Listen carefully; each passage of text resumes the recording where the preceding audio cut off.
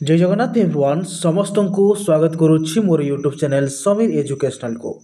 Finally तुम मानकर जनवरी 26 तुम मान एक भाषण नहीं आसी जो भाषण टी समस्त एक सहज सरल आ सुंदर जो माने भी कहे से माने निश्चित रूपे पिला माने फर्स्ट प्राइज नहीं आसबे।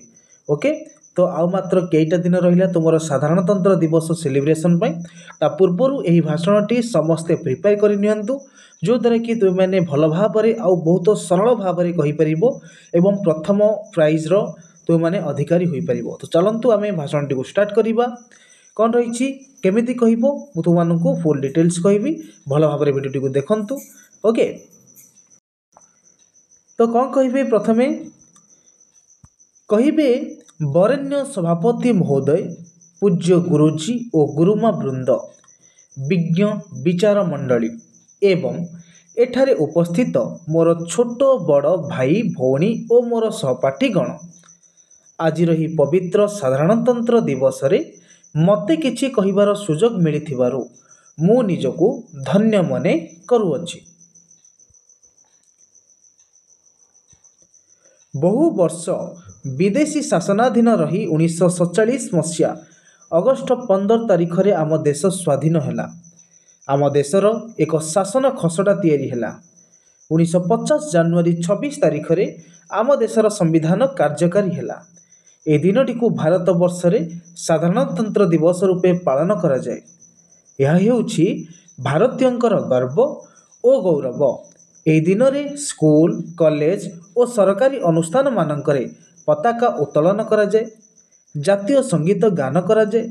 यही दिन राष्ट्रपति देश उद्देश्य वार्ता प्रदान करिथांती। आमे जानू भारत एक धर्मनिरपेक्ष राष्ट्र, जाति धर्म वर्ण निर्विशेष समस्ते समान, तेणु सबु भारतीय लक्ष्य एक हेबा आवश्यक। गोटे देश जननीर कोटि कोटि संतान समस्ते एकताबद्ध होई देशर सर्वांगीन उन्नति पई बद्धपरिकर हेबा उचित। समस्ते यही आदर्श रे अनुप्राणित हेबा यही गणतंत्र दिवसर मुख्य उद्देश्य। यही दिवसटी हेउछि आम पई गौरव। आम देशर जो संविधान प्रणयन करागला तार प्रणेता हेउछंती डॉक्टर बी.आर. आंबेडकर। सारा देशर विधान वीर और दक्ष पुलिस मानकु यही दिन में पुरस्कृत करा जाए। यह एक गर्व और गौरवर दिवस। यही दिन आम शपथ नेबा आम देश को और आम भाषा को सुरक्षित रखिबा। यही दिन दिल्लीर इंडिया गेट थारी जल स्थल और वायुसेना पक्षरु मार्च फास्ट करा जाए। प्रत्येक भारतीय जो दिन एक मन एक प्राण नहीं भारतर उन्नति पई आगे आसिबे सही दिन ही गणतंत्र दिवसर सफल रूपायन हो पारिबो। यही साधारणतंत्र दिवसटी आम जातिर महत्व जोंठिरे आमे समस्ते बंध होई रहिछु। यही दिवस रे आम देशर शासन क्षमता प्रस्तुत होईछि। यही शासन खसड़ा बा संविधान आम देश जातिर सम्मान तथा अभूला स्मृति। मुझे कही मोर वक्तव्य शेष करुच्ची। जय हिंद। वीडियोटी भल लगे वीडियो को लाइक करेंगे, बहुमात्रा रे शेयर करदे एवं जदि चैनल न्यू अच्छा चैनल को सब्सक्राइब करेंगे। रोची जय जगन्नाथ।